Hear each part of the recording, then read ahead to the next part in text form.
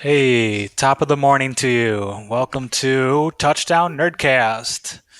It is 9:40 at night in Central Time. We've got And Jordan and Andrew. No Frank with us. we're missing the backbone to our podcast. Yep, the one who knows the numbers. But luckily, we got the pump. The pump. That's all that matters.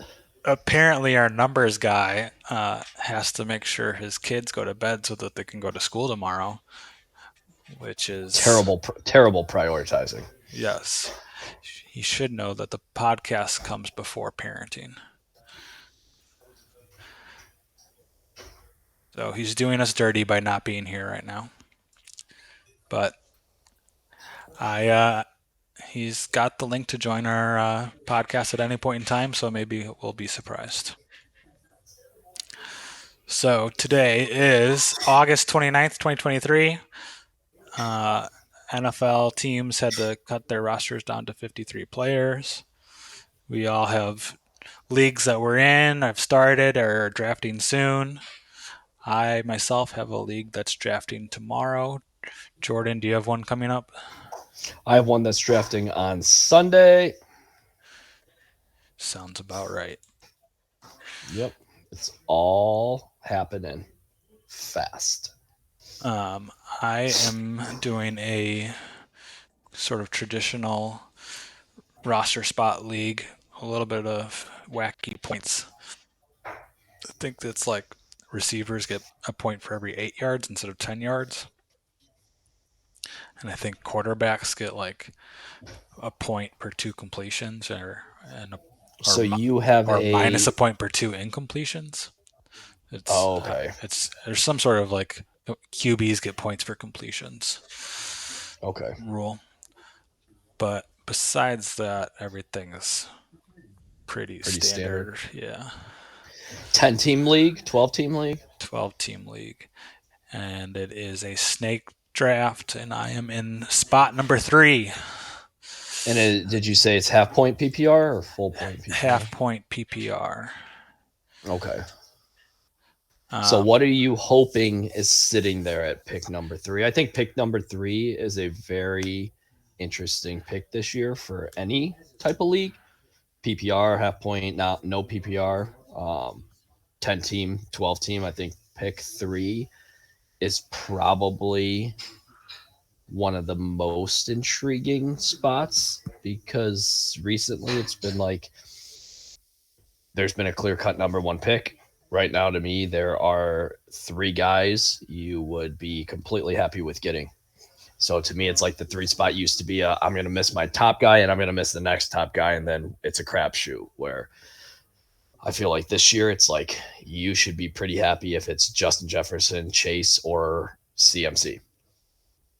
yep, I feel like those three are the consensus top three, so I feel good about that. Um, I also It's funny. It's funny that you bring this up because I was talking to somebody. I was talking to Scotty, one of my buddies, softball dads. We played golf today. Me, Carl, and Scotty and his kid. And Scott's got a draft where he's in the same boat you are. It's a half point PPR, 12-team league, and he's in spot three. His difference is that there are three wide receiver spots oh yeah. and two running back spots. So he's leaning towards hoping Chase doesn't go so that Hmm. he can wind up with Chase. But he's like, if McCaffrey's the guy at three, I have to take McCaffrey. And I said, I agree with that. I just think it's an intriguing pick of three for you, being a half point PPR versus full point PPR. That I love Jamar Chase. Full point PPR, no brainer, taking Jamar Chase third overall. In a half point PPR, I think there's probably an argument for taking a guy like Austin Eckler at three. If Justin Jefferson and CMC go one and two, I think you have a not so Jamar Chase is for sure my guy. Like if it was a no PPR league, I'm probably taking Austin Eckler instead of Jamar Chase. Oh yeah. Yeah. That's just how much PPR makes a difference in leagues nowadays. Without that PPR, running backs are like gold. Yeah. So I think that's an interesting thing. Like, is your for sure being a half a point PPR? Is it a for sure if Justin Jefferson and CMC go 1 and 2, it's Jamar Chase, no questions asked, or is it a do I consider Travis Kelce? Do I consider Austin Eckler? Like, Yeah. Here's what I'm looking at. I love the strategy of drafting Kelce and Mahomes, getting the stack, getting the consensus number one tight end, consensus number one QB. But that is such a great strategy for one spot lower, like spot number four. It's like a or no, definitely 5 and 6. Like, yeah, if it's you're in like a the no middle, brain. It's like a no brainer at 5 and 6 that you could get Kelsey and Mahomes and just stack them. At number three, I think I'm giving up too much value because of Jamar Chase, Justin Jefferson, and Christian McCaffrey. well, and I think an interesting thing I listened to, the one podcast I listened to with the fantasy footballers talking about that Patrick Mahomes, where he's going in drafts. And I've heard a lot of stuff with, and again, I'm going to be a little biased because that's the guy I took in your league with Justin Herbert, but there's a lot of consensus that Justin Herbert puts up the same numbers as Patrick Mahomes and you can get him 2 or 3 rounds later.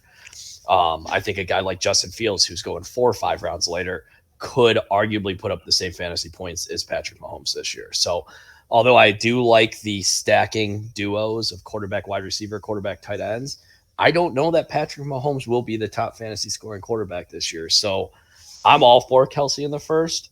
I am probably in my sixth spot with my full PPR. I'm definitely going Kelce if he's there at 6, but I'm probably holding out on a quarterback until round 5 or 6 at least. I'm planning on going tight end, wide receiver, with the late running back strategy of trying to get like a Khalil Herbert, an Alvin Kamara who's been suspended for 3 games, a Rashad White, a James Cook.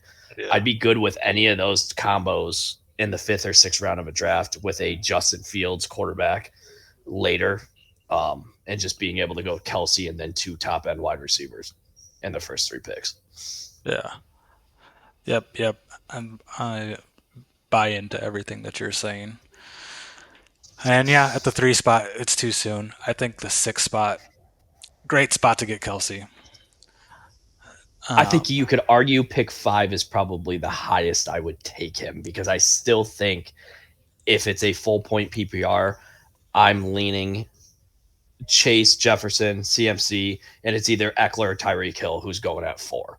I think there's argument that some. I mean, Cooper Cup to me is out of the discussion with the fact that now his hamstring injury seems more severe, where he could miss the first 4 weeks of the regular season.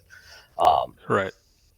That's I think in a full point PPR league, I am probably leaning Tyreek Hill over Eckler, and I'm probably at pick 5 taking Travis Kelce in a full point PPR. I think if it's a half point PPR, you've got a Bijan Robinson, Austin Eckler being thrown into that discussion where I think 4 or 5 might be too high for Kelce in a half point. yep. That's just my opinion. Okay.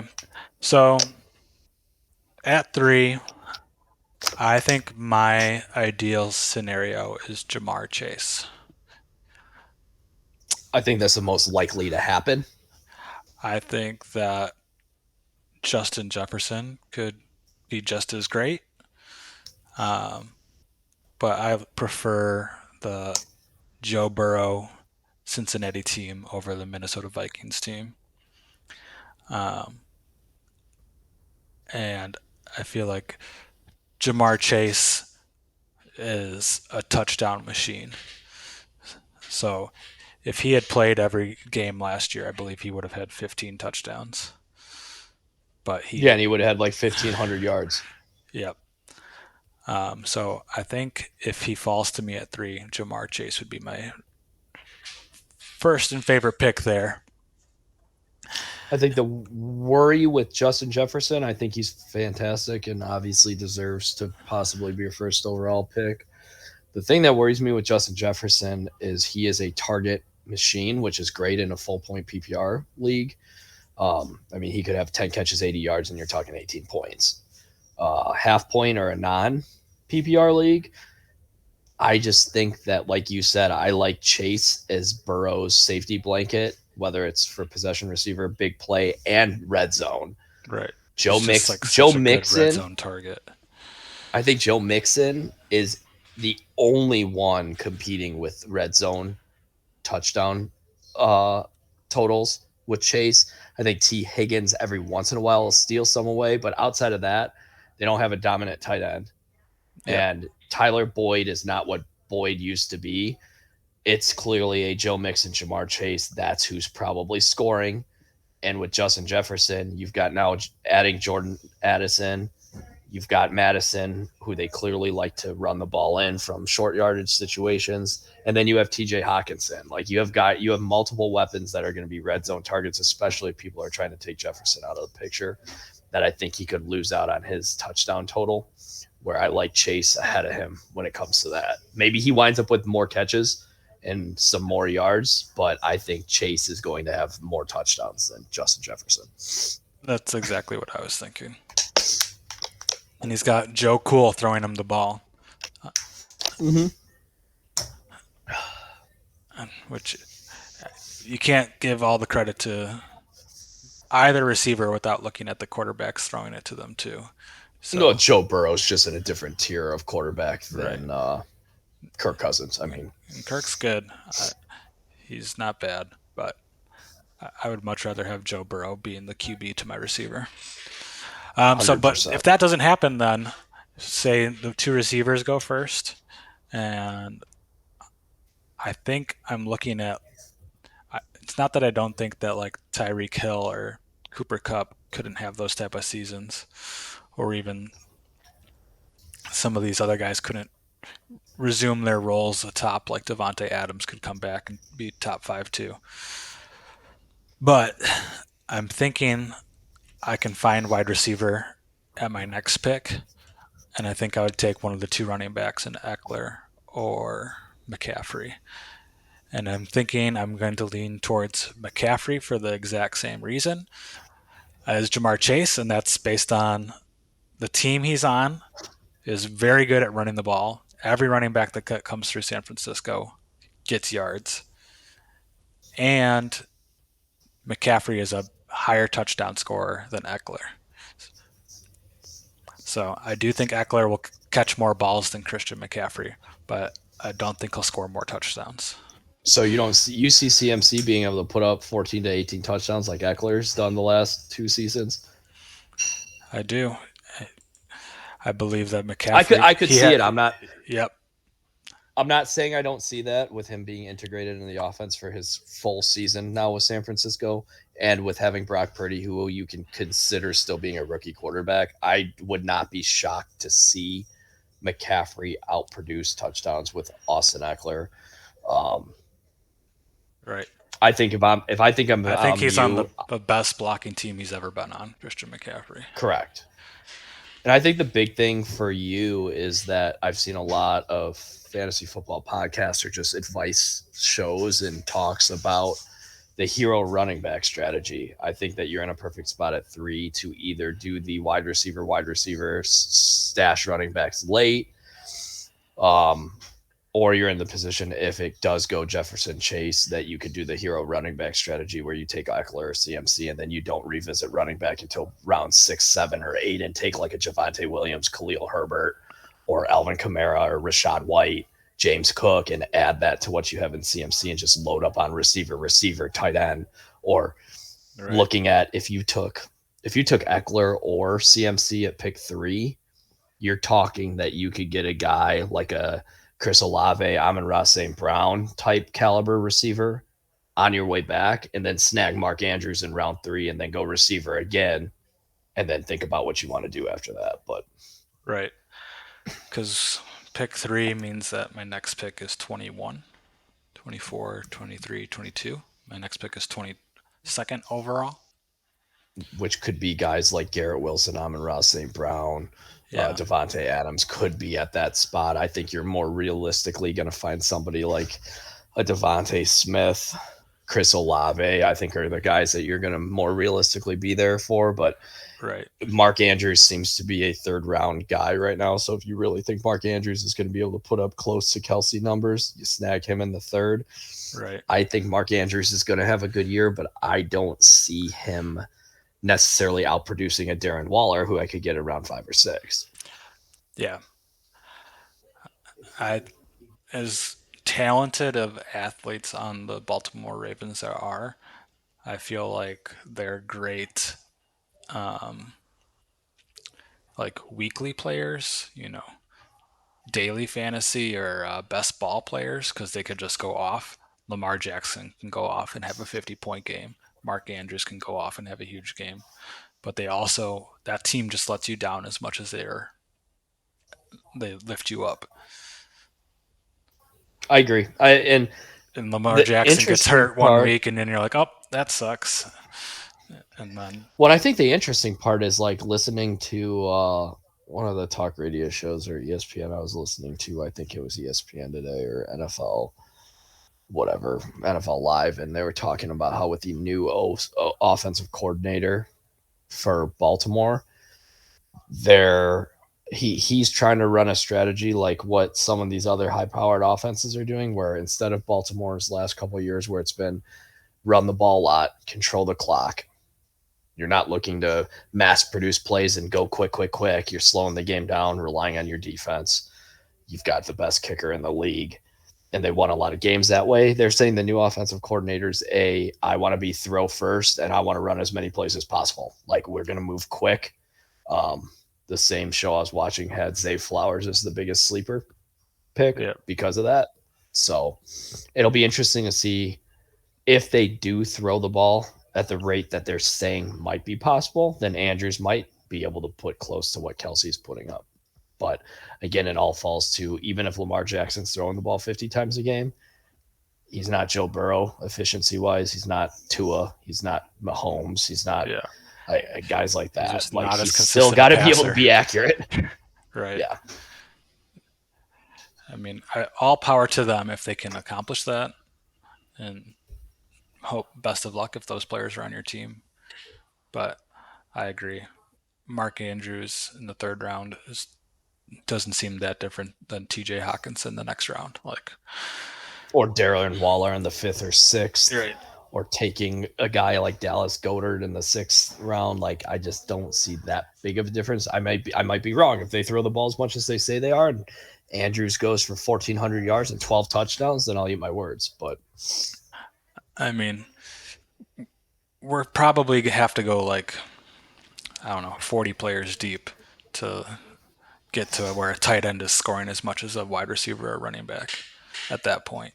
yeah, Because even like 40 players deep is still 180 to 190, yeah, and most tight ends are not putting up 180 to 190. So yeah. what are you gaining? Um, so if I look at my next picks are 22 and 27. Yeah. Let's say that um, I picked third. I got my superstar running back, CMC. And then at 22, I'm seeing people ranked in the same region as Jalen Waddle, Amon-Ra St. Brown, James Conner, Ramondre, Jameer Gibbs. Quite a few running backs, actually. I would be super happy to get Amon-Ra St. Brown at that pick. Yeah. And then at pick 24, 25, 26, 27, let's see. Devonta Smith, Garrett Wilson, T. Higgins, Calvin Ridley are all at that I same. think, dude, I think you're doing a real good job if you start that draft going CMC, Amon-Ra St. Brown, and Garrett Wilson. I feel pretty good about that being the first 3 picks in my draft. I agree. There are some other interesting names right there. Chris Olave, Javante Williams, Jonathan Taylor. There should there's going to be some opportunity, and maybe some of these guys have question marks around them, but once the season starts, sometimes those question marks disappear. You're like, oh yeah, why was I so concerned about drafting that guy? You know, I think, I mean, honestly, realistically, if you're talking like your draft starts that way, CMC, Garrett Wilson, Ross St. Brown is the starting spot to your team. Let's say you snag like TJ Hawkinson in round 4, you draft Justin Fields in round 5, and you grab a guy like Goddard, or you've already taken Hawkinson, right? Hawkinson and mm, 4 and Fields here. And then you get a guy like Alvin Kamara, Rashad White, James Cook in round 6. Like your team's looking pretty. That's your starting spot there. Like your team could ultimately be Justin Fields, James Cook, CMC, Garrett Wilson, Amon-Ra St. Brown, and TJ Hawkinson. Like that's a pretty good starting spot right there. right. You think Hawkinson's going to be there in the fourth round? I don't think. I mean, in a half point PPR, yes, I think he might be. I think in a full point PPR, he's probably not. He's going probably back end of the third. But I don't know. Yeah, If and Mark full Andrews is point. going in the Yeah, if Mark Andrews is Hawkinson going is into also third, a yeah. Mark Andrews is in a third round pick. Hawkinson definitely gets a lot of targets. Yahoo has him ranked 47th right now, so that okay, that would be a fourth round guy. yeah. Yeah, But I think you're in a really good spot at 3. I think in past years, not only has the depth of players expanded, which makes it easier to have the snake draft where you get the back end picks later, your top 3 picks, like you're not going to miss to me on any of those guys. Like you're in a good spot to really build a deep team from the 3 spot where like back in the day when the depth wasn't the way it is and the running backs were so big because there were you needed to get workhorse running backs. It was like I would much rather be back end of the first round where I can snake back and grab 2 running backs that are ranked between 10 and 14 rather than taking the best running back and then waiting for pick 20 or whatever to come around to take another one. So I don't think it penalizes you nearly as much as maybe in the past having a high first round pick. I really think you can build a really good team from whatever pick you get.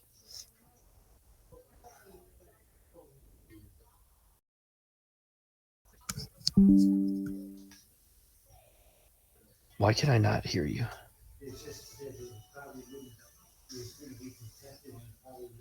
Why can't I hear you?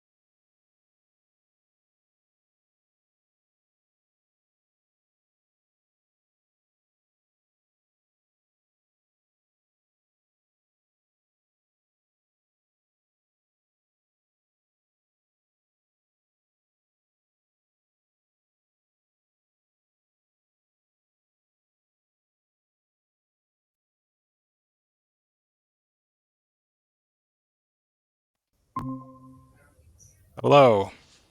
Now I can hear you. I don't know what just happened. I have no idea what happened either. We're back.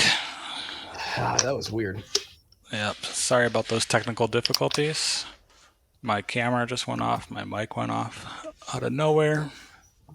Yeah, I just couldn't hear you all of a sudden. That was weird. Something in our connection got lost. Anyways, um,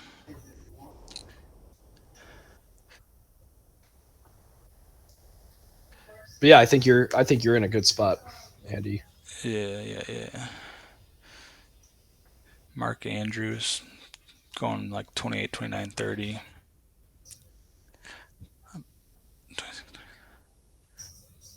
Yeah, I feel pretty good about getting anybody in those early rounds. What's crazy to me is they got Jalen Hurts and Josh Allen usually going pretty high, and I just don't see their value being there. I I don't know. Something tells me that like last year's Josh Allen is like the norm, which was still good, but just way behind Patrick Mahomes. Yeah.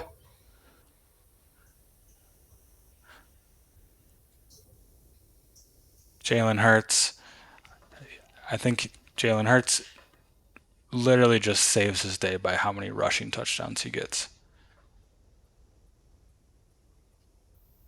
Well, I mean, did you see his did you see his passing numbers last year 22 and 6. with 3,700 yards? I mean, that's The yards are okay. The touchdowns and interceptions are okay. but think about what would It's even the like he a had 13 rushing touchdowns. Like that's I know. crazy. Well, and the big thing is look at like a guy like Kirk Cousins, look at a guy like Matt Stafford. If you told me that I had Dallas Goedert, AJ Brown, and Devontae Smith, they're throwing for 5,000 yards. Like 3,700 yards, like it'd make more sense to me if he ran for 1,200 yards like Justin Fields, but he ran for 700, and there's no way he's scoring 13 rushing touchdowns. So to me, if he's not going to score 13 rushing touchdowns, I think you can realistically give him 7 or 8. That's like to me what Yeah, his that's fine. number will probably be this year, 7 or 8. So if you're losing out on 5 to 6 rushing touchdowns, he's going to need to throw for about 800 more yards and probably 8 more passing touchdowns in standard leagues where you're getting 4 points a touchdown instead of 6 for the rushing. Right. Yep. I see they have him projected for 9.8. That's Uh, high. it's still 3 less than last year. In touchdowns, they only have him for 1.5 more. They have his total yards being less.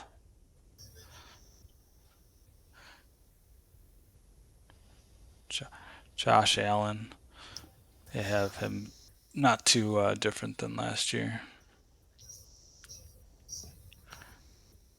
What did he do last year? He threw for 4,000 plus yards. 35 touchdowns, 14 interceptions. And how many yards? 4,283, 700 rushing yards, 7 touchdowns. I can't believe that Josh Allen gets that many rushing yards. I know. That's basically what Jalen Hurts put up Yeah. rushing yards wise. Yep. Jalen Hurts just doubled his touchdowns on the Touchdowns. ground, Yep. but Josh Allen also had 13 more touchdowns in the air and 500 more yards. Yep. That's crazy. You never look at Josh Allen and be like, "Yep, that guy's gonna beat me like with my legs." He runs He really well. he's like he's pretty like baby faced too. Honestly, he does not look like like that's a man. Like he looks like super young in my opinion. He reminds me And of he a he ran he more, ran for more yards than Jalen Hurts on 40 less attempts. yeah. I think Josh Allen is sneaky fast and gigantic.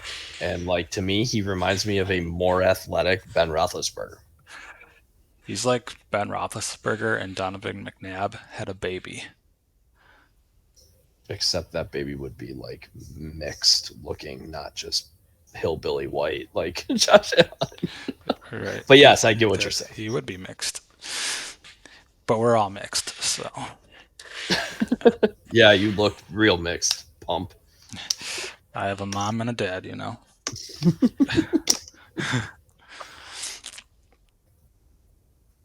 um so then late round I could see going like star running back, solid wide receiver, tight end, maybe grab one of the Justins or Trevor mid rounds.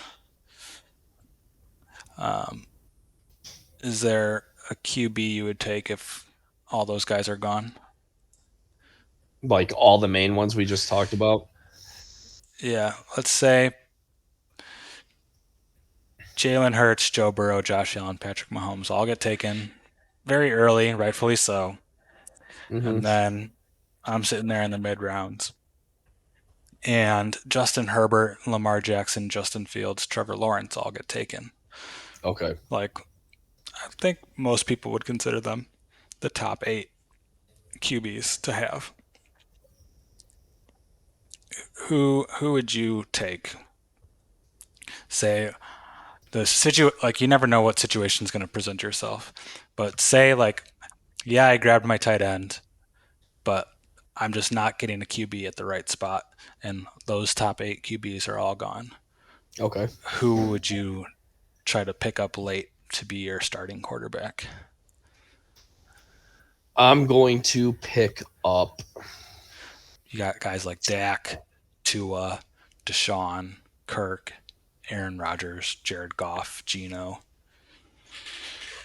I'm probably taking Dak.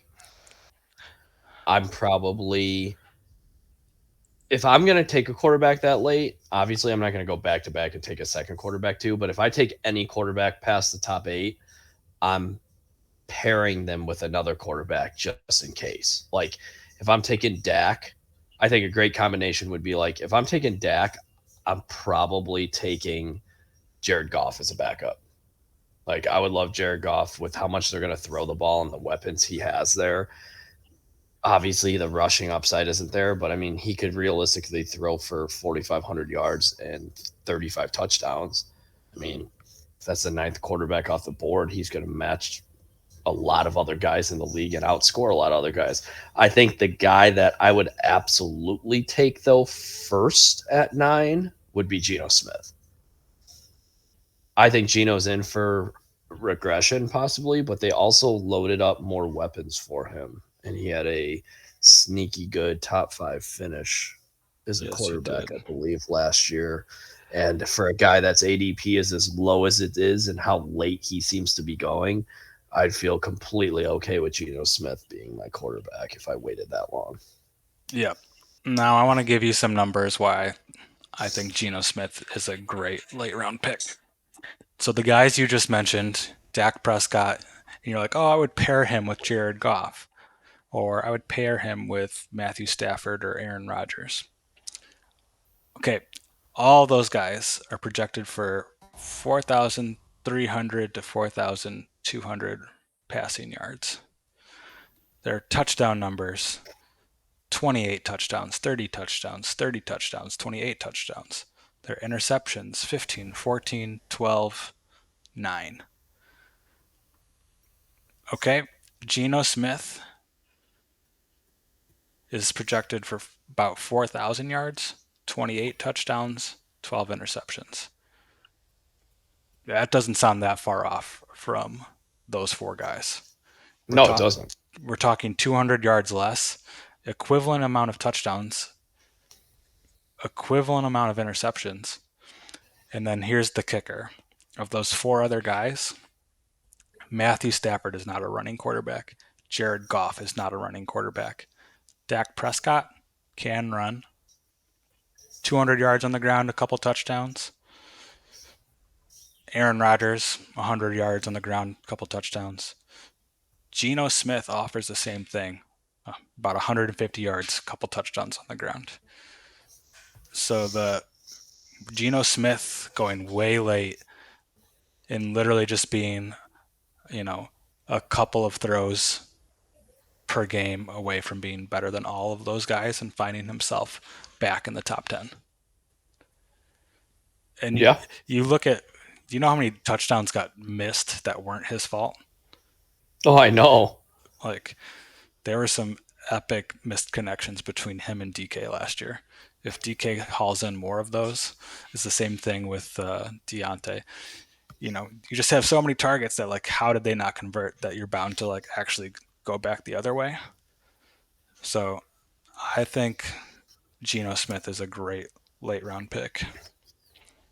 I agree 100% with that. I'm not a Geno Smith fan, but you can't take away what he did last year, and the offense only got better.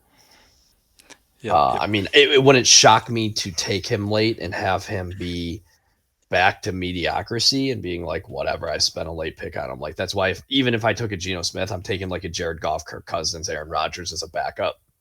yeah, If I took a guy like Geno Smith or Dak, guys that Dak has a little bit more injury concern to me than Geno Smith does. But if I took Geno, I wouldn't mind taking Kyler Murray or Tua, who are obviously injured. One's injured, the other one, who knows? He gets hit in the head wrong and falls wrong. He's done for the season with how many concussions he's had. But I would take one of those guys just to see if Kyler Murray comes back and he puts up good fantasy numbers when he has good games. And Tua obviously has a loaded offense as well if he can stay healthy. I think those are guys I'd feel safe to stash in case Geno Smith got hurt or just didn't perform. yep, yep, yep. I think, I mean, you can probably scounge the quarterback waiver wire to find somebody who's maybe having a good season to even pair him with, like Daniel Jones, Anthony Richardson, Russell Wilson, Derek Yeah, I Carr. mean, Like those, I wouldn't be too worried. I would I prefer mean to a guy. have two, I mean, but honestly, a guy that I'm sitting behind, like sitting on as a sleeper possibility, if he can even get back to close to what he was, is Deshaun Watson. oh, absolutely. I mean, and he's not going in the first 9 rounds of drafts. Like, I'm not saying he's going to go back to what he was with the Houston Texans, but he's got the running dual threat ability to look to throw first. I mean, he could have a really good year there too. I mean, Yep, yep, yeah. It's crazy to think that if he ever returns back to form, in 2020 he threw for 4,800 yards. I know. And what did he have? He had Andre Johnson and a running back. What does he have with Cleveland? He's got Amari Cooper, a tight end, and Wait, a wait, wait. running back. Correction. He did not have Andre Johnson. He had DeAndre Hopkins that Mm, season. okay. Maybe going back Sorry. to his rookie year, but Yeah. Okay, but so he had D Hop. You yeah, have a deeper offense with what he has with Cleveland than what he had with Houston. And again, he was in his prime with Houston, and he's not necessarily in his prime right now, but he has that ability in him. Like, I trust him to get back to throwing the ball well more than I trust Justin Fields or Lamar this year to learn to throw the ball well. right. With those type of athletes who have just done it before, you kind of just have to sometimes be like, they got to that point for a reason, and to just trust the talent. It's the same reason why you would pick up Alvin Kamara late. Like, yes, he's going to miss 3 games, but Alvin Kamara has done it in the past. So Yeah. you can't call it a bad pick because you're just looking at the upside. The potential is there that they could be great again. Yeah. All right. Well, thank you for talking through this draft strategy with me tonight. I hope to employ some of these lessons tomorrow and share Andy with won't you. take any of the players we just talked about. Just be He's like, he gonna come wasn't back. there. He wasn't He's there. gonna be on the next podcast and be like, "I took, It was I took, available. So I took I him took, at, I took at Kyle Pitts in the third in round. the third I, round. I took Lamar Jackson in the second." And I took Bijan in the first at pick 3. Yep. So you'll see. You will find out. All right. Well, thank you for joining us on Touchdown Nerdcast. Have a great day, and we will talk to you next time. Adios. See you, Jordan.